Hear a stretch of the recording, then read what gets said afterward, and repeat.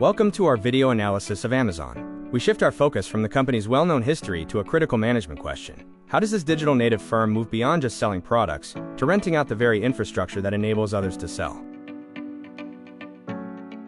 The core of this case study rests on one fundamental question. Why is the most important inquiry not what Amazon sells, but rather which parts of the customer journey does Amazon actually control? Keep this question in mind as we evaluate their numbers, risks, and strategic recommendations. 3 key facts define Amazon's strategic context, starting as a deliberate choice for books, identifying potential product categories, and recognizing the critical infrastructure layers, like payment and delivery, that were largely absent in 1994. This case is essential to our course. It directly bridges the gap between online selling and the sophisticated ecosystems of digital and AI commerce, highlighting concepts like network effects and digital maturity. Amazon's business model is a direct link between value creation and risk management. We look at who owns the goods, how revenue is recognized, and crucially, who bears the burden of inventory and markdown risks. The operating mechanism is built on a continuous feedback loop. It functions across stacked physical and data layers, from demand forecasting and inbound placement to the final mile and returns. Rivals face more than just a technology gap. True barriers to entry include the massive capital required for logistics, the time needed to build data-driven forecasting, and the organizational tolerance for thin margins. The financial data reveals where value truly concentrates. By examining segments like first-party retail, third-party services, AWS, and advertising, we can see the diverging growth and margin profiles of Amazon's different business engines. To understand the true economics, we must calculate the all-in cost.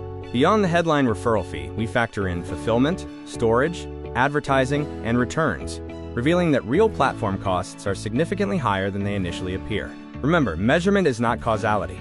While these numbers provide insight, they are based on teaching assumptions. The composition of these costs is far more revealing than the total figure itself. Every competitive advantage brings a twin risk. From negative network effects to regulatory scrutiny and eroding match quality, we must identify specific failure conditions and early warning signals to truly critique the model. The team's conclusion hinges on a fragile assumption: the ability to mitigate negative network effects. We look to rising customer complaints and regulatory trials as key signals that could falsify the current strategic outlook. Transferring these strategies to a market like Vietnam requires context, not just admiration. We must weigh the local realities of urban density, payment methods like cash on delivery, and market fragmentation before applying Amazon's lessons. In short, copy the underlying mechanism, but adapt the form. Turn your own fixed capabilities into revenue streams, but be highly selective about which categories you enter based on actual transaction costs. In conclusion, 3 lessons remain. Internal capabilities can become business models, profit and revenue often diverge, and control of the customer journey, not just product sales, is what defines durable advantage. Now, we reach the final decision. We must prioritize the principle that internal capabilities can evolve into business models, while testing this against potential risks. Our key question for the class: how did opening the platform to third-party sellers increase the value of the entire system? Finally, here are the references and data sources that informed our analysis.